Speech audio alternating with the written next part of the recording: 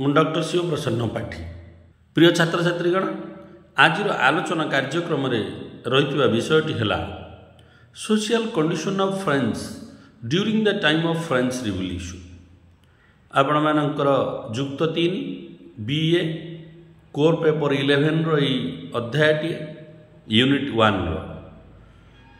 ଚାଲନ୍ତୁ ପିଲାମାନେ, ଆଜି ଆମେ ଆଲୋଚନା କରିବା ଯେ 1789 ସମୟରେ ବା ବର୍ବନ ରାଜବଂଶର ଶାସନ ସମୟରେ ଫ୍ରାନ୍ସର ସାମାଜିକ ଅବସ୍ଥା କିପରି ରହିଥିଲା।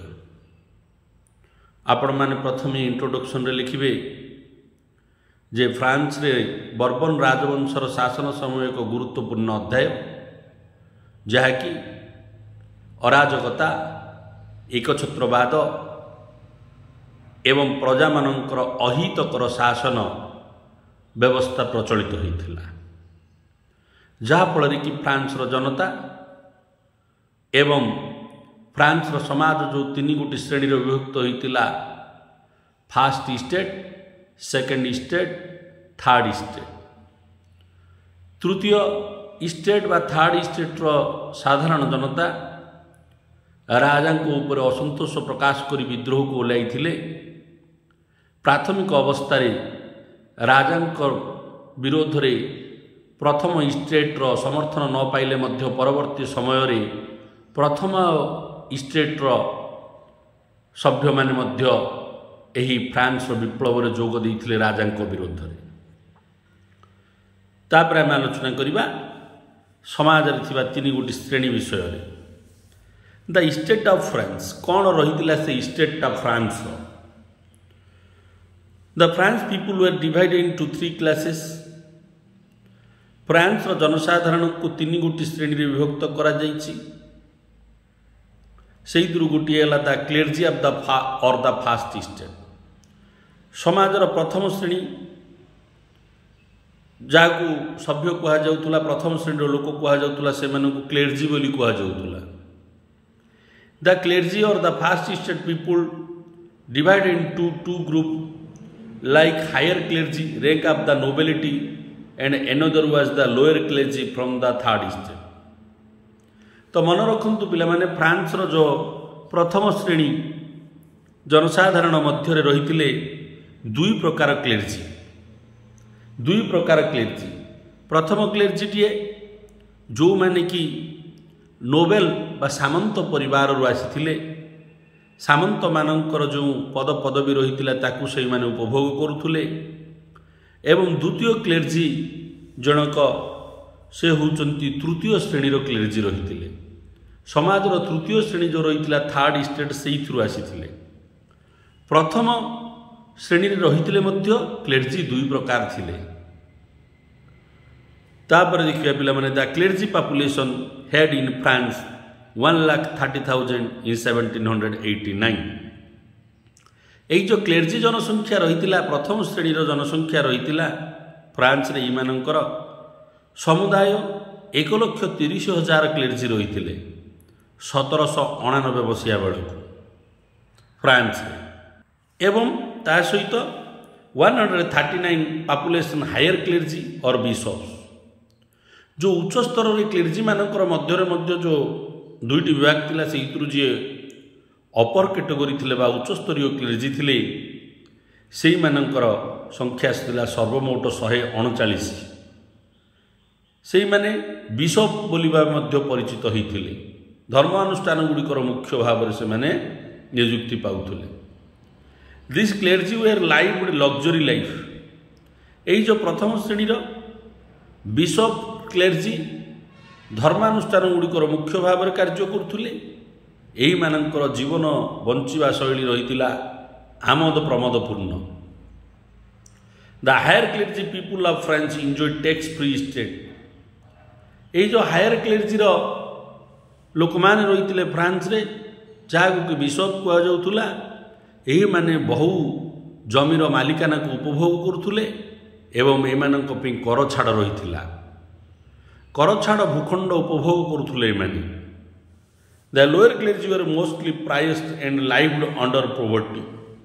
କ୍ଲେର୍ଜି ମାନଙ୍କ ମଧ୍ୟରେ ଯେଉଁ ନିମ୍ନ ସ୍ତରର ଯେଉଁ କ୍ଲେର୍ଜି ମାନେ ରହିଥିଲେ ସେହି କ୍ଲେର୍ଜି ମାନେ ପୁରୋହିତ ଗୋଷ୍ଠୀର ଥିଲେ, ଧର୍ମ କାର୍ଯ୍ୟରେ ଲିପ୍ତ ରହୁଥିଲେ, ପ୍ରାୟତଃ ଗରିବ ଅବସ୍ଥାରେ ରହୁଥିଲେ, ପୋଭର୍ଟି ମାନେ ଟିକେ ଅଭାବ ଅନଟନ ଭିତରେ ରହୁଥିଲେ, କିନ୍ତୁ ସମାଜର ପ୍ରଥମ ଶ୍ରେଣୀରେ ସେମାନେ ରହୁଥିଲେ। ଏହା ଥିଲା ପିଲାମାନେ ସମାଜରେ ବସବାସ କରୁଥିବା ଫ୍ରାନ୍ସର ପ୍ରଥମ ଶ୍ରେଣୀର କ୍ଲେର୍ଜି ମାନଙ୍କର ବିଷୟ। ବର୍ତ୍ତମାନ ଆମେ ଆଲୋଚନା କରିବା ସେକେଣ୍ଡ ଷ୍ଟେଟ୍ ଦ ନୋବେଲିଟି। ଏଇଠି ସ୍ପେଲିଂଟାକୁ ସୁଧାରିବେ, ଦ ନୋବେଲିଟି କରିବେ, ଆର୍ଟିଏ ମିସ୍ପ୍ରିଣ୍ଟ ହେଇଛି। ଦ୍ୱିତୀୟ ଶ୍ରେଣୀର ଜନସାଧାରଣ ହେଉଛନ୍ତି ନୋବେଲ ମାନେ ବା ସାମନ୍ତ ମାନେ। এই যে দ্বিতীয় শ্রেণীর নোবেল মানে সামন্ত মানে হলে this nobility population was 1 or 1.5% of in France.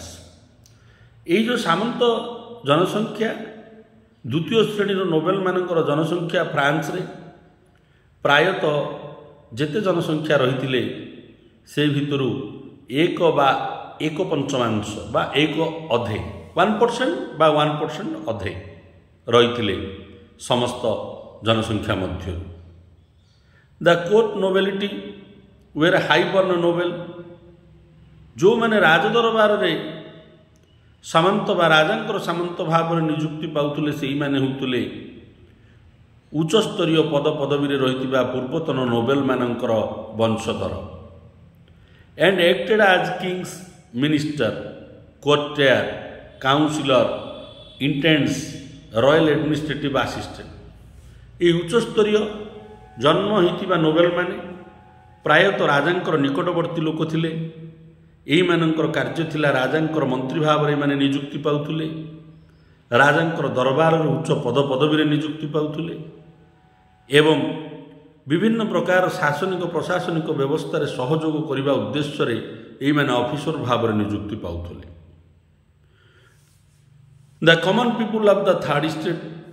वर्तमान आंचला करवा जे फ्रांस समाज जो तृतीय श्रेणी लोक मैंने रही से मैंने सर्वसाधारण लोक रही से थर्ड स्टेट बोली फ्रांस रे कह जाउथुला। एही जो थर्ड स्टेट बा तृतीय श्रेणी समाज रे रहउथले सेही मानक मध्य थिले peoples under the third estate like bourgeois, peasant, artisan, small merchants, proletariat. तृतीय श्रेणी लोक मानक मध्य थिले पिला माने बर्जियस जातिर लोक माने थिले, कृषक माने थिले, आर्टिसियन्स अर्थ होला जो माने किछि वर्क काम करुथुले, रंग कारीगरी हो कि कमार हो कि लौह कारीगर हो सब माने। ता सहित छोट छोट व्यवसायी माने थिले एवं समाज रे निम्न रहिथिबा प्रोलेटेरिएट माने मध्य रहिथिले एही तृतीय स्टेट रो सभ्य भाव रे France. The third state run social inequality ये जो तृतीय श्रेणी लोक मानू समाज रे समान अधिकार दि जाऊ नथुला। एमाने समाज रे अवहेलित थिले, समान नजर रे एमानकु देखा जाऊ नथुला। Total 93 of the people belong from the third estate of France. France से समय रे जेते जनसंख्या थिले 1799 मसीह से जनसंख्या मध्यरु 93% लोक माने 93% लोक थिले तृतीय स्टेट रो सभ्य बा तृतीय स्टेट रो लोक। तार अर्थ प्रथम स्टेट कम जनसंख्या, द्वितीय स्टेट 1 और 1.5, तृतीय स्टेट रही 93% जनसंख्या। Total France population was 25 million on the time. तो भाविले से समय 25 मिलियन लोक फ्रांस रे रहउथले, तार 13 भाग लोक रही तृतीय estate. The bourgeois class people had no entry to privilege of the nobility. जो बर्जियस श्रेणी लोक मैंने रही से नोबेल स्टाटस बा नोबेल भली किसी सुविधा दि जाऊ नथुला।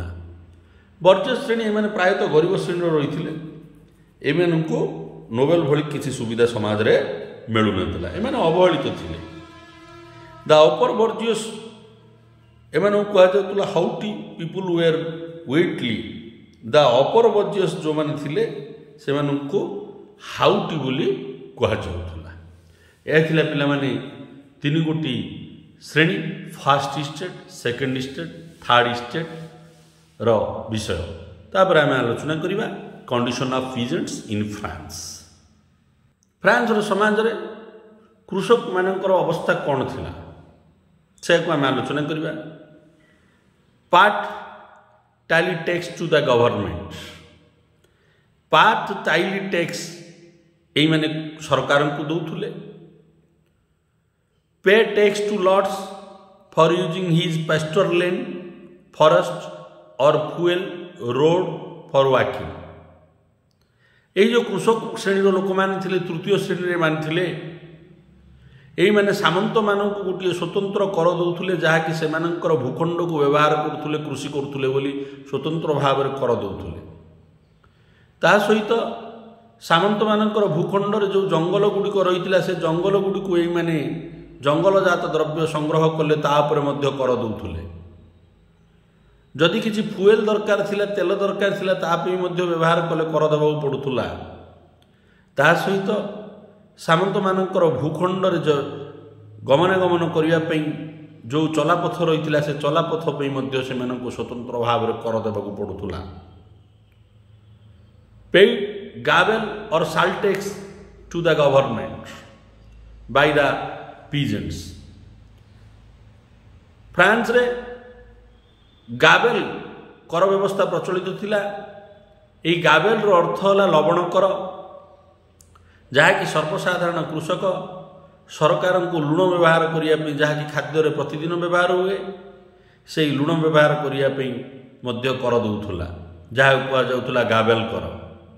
ଏକ ମାର୍କିଆ ପ୍ରଶ୍ନରେ ଆସିପାରେ what is gabelle tax. Paid tobacco tax and capitation tax.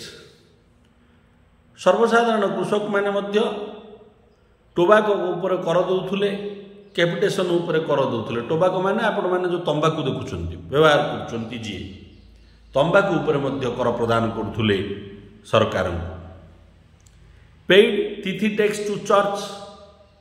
ଧର୍ମଭିତ୍ତିକ କର ମଧ୍ୟ ସାଧାରଣ ଜନତା କୃଷକମାନଙ୍କ ଠାରୁ ଫ୍ରାନ୍ସରେ ଆଦାୟ କରାଯାଉଥିଲା, ତାକୁ କୁହାଯାଉଥିଲା ତିଥି କର। ଏହି କର ଗୁଡ଼ିକ ଧର୍ମ ଅନୁଷ୍ଠାନ ଚର୍ଚ୍ଚ ଗୁଡ଼ିକ ବା ଚର୍ଚ୍ଚର ପୋପ୍ ବା ବିଶପମାନେ ଏହାକୁ ଆଦାୟ କରୁଥିଲେ। ଏହି ବିବରଣୀରୁ ଆମକୁ ସୂଚନା ମିଳୁଅଛି ଯେ ସାଧାରଣ କୃଷକଟିଏ ସାମନ୍ତମାନଙ୍କୁ ଜମି ବ୍ୟବହାର କରିବା ଉଦ୍ଦେଶ୍ୟରେ କର ପ୍ରଦାନ କରୁଥିଲା, ସରକାରଙ୍କୁ ଲୁଣ ଖାଇବାରେ ବ୍ୟବହାର କରିବାରେ କର ପ୍ରଦାନ କରୁଥିଲା। ତା ସହିତ ଧର୍ମାନୁଷ୍ଠାନ ମାନେ ମଧ୍ୟ ସାଧାରଣ କୃଷକ ଠାରୁ ତିଥି କର ଆଦାୟ କରୁଥିଲେ। 1 ମାର୍କ ପ୍ରଶ୍ନରେ ବା 3 ମାର୍କ ପ୍ରଶ୍ନରେ ଆସିପାରେ ହ୍ୱାଟ୍ ଇଜ୍ ତିଥି। At the bottom of the peasant class were the serf, out of 20% one was a serf। ଏହି ଯେଉଁ କୃଷକମାନଙ୍କ ମଧ୍ୟରୁ ପ୍ରାୟତଃ ସେର୍ଫ ଥିଲେ, ମାନେ ସେବକ ଥିଲେ, କୀତଦାସ ଥିଲେ। 20 ଜଣ କୃଷକ ମଧ୍ୟରେ ଜଣେ କୃଷକ କୀତଦାସ ଥିଲା ବା ସେବକ ଥିଲା। ତାର ଅର୍ଥ ଏମାନଙ୍କର ଅବସ୍ଥା, ଆର୍ଥିକ ଅବସ୍ଥା ବହୁ ଦୟନୀୟ ଥିଲା। ପିଜେଣ୍ଟସ୍ କାଣ୍ଟ ଚୁଜ୍ ଏନଦର ପ୍ରଫେସନ୍ସ। ସମାଜରେ ଯେଉଁମାନେ କୃଷି କାର୍ଯ୍ୟରେ ଲିପ୍ତ ରହୁଥିଲେ ସେଇମାନେ ତାଙ୍କର ଏହି ବୃତ୍ତିକୁ ଆଉ ପରିବର୍ତ୍ତନ କରିପାରୁନଥିଲେ, ପରିବର୍ତ୍ତନ କରିବାର ଅଧିକାର ନଥିଲା। ତାପରେ ଆମେ ଆଲୋଚନା କରିବା peasants bound to do work 2 or 3 days on lords land without fees. ଫ୍ରାନ୍ସର ନିମ୍ନ ଶ୍ରେଣୀରେ ଯେଉଁ କୃଷକମାନେ ରହୁଥିଲେ ସମାଜରେ, ସେହି କୃଷକମାନେ ବାଧ୍ୟ କରାଯାଉଥିଲା ଯେ ସେଇମାନଙ୍କର ଯେଉଁ ସାମନ୍ତମାନେ ରହିଥିଲେ ସେହି ସାମନ୍ତମାନଙ୍କର ଭୂଖଣ୍ଡରେ ସପ୍ତାହକୁ 2 ରୁ 3 ଦିନ ବିନା ମଜୁରୀରେ କାର୍ଯ୍ୟ କରିବା ପାଇଁ ସେମାନେ ବାଧ୍ୟ ହେଉଥିଲେ। ସପ୍ତାହକୁ ଯଦି 2 ରୁ 3 ଦିନ ଗୋଟିଏ କୃଷକ ତା ସାମନ୍ତର ଜମିରେ ମୁକ୍ତ ଭାବରେ କାମ କରିବ, ଶ୍ରମ ଦେବ, ତାହେଲେ ତାର ଆର୍ଥିକ ଅବସ୍ଥା କିପରି ରହିବ? ଦୁର୍ବଳ ସୁନିଶ୍ଚିତ ରହିବ। ଏହା ଥିଲା ଫ୍ରାନ୍ସର ଅର୍ଥନୈତିକ ଦୁରାବସ୍ଥାର ଗୋଟିଏ କାରଣ, ଆଉ ସାଧାରଣ ଜନତା ଗରିବ ହେବାର ଗୋଟିଏ କାରଣ। एवं ता सहित फोर्स्ड लेबर नोन एज कर्भी कर्भी शब्दटी पिला माने मन रखु व्हाट इज कर्भी जदि पचार बाध्यतामूलक श्रमिक जो कि सामंत माने कृषक मानक से जमी बिना मजूरी प्रति सप्ताह 2 ରୁ 3 दिन कार्य कराउथुले सेई जो बाध्यतामूलक श्रम को कहा जाउथुला कर्भी। यही शब्द गुड़िक पिला माने पी माइती बही देइछि पी माइती मैं यह संग्रह कर सहित सांस कोल्टुस known as lower rank of the social structure जो समाजर निम्न श्रेणीर ऑफिसर माने काम करुले से मानू सांस कुलटेस बोली कह जाउथला। यह थिला पिला माने फ्रांस रो सामाजिक अवस्था। तो आम सहजरे बुझीने जे फ्रांस रे 3 गोटी श्रेणी थिला first state second state third state. Third state अवस्था दयनीय थिला से मानू अत्यधिक कर देवाक पड़ूला। प्रथम स्टेट लोक मानू राजा मानू धर्म अनुष्ठान मानू कर देवाक पड़ूला। यही सबू सामाजिक व्यवस्था फ्रांस रे विप्लव होगापी दायी रही। मैं आशा करुच्ची मोर ये आलोचना आपण मानकर आगामी अध्ययन सहायक हम। वीडियो को लाइक करूँ, चैनल को सब्सक्राइब करूँ एवं समस्त छात्र छात्री गण शेयर करूँ। वंदे उत्कल जननी।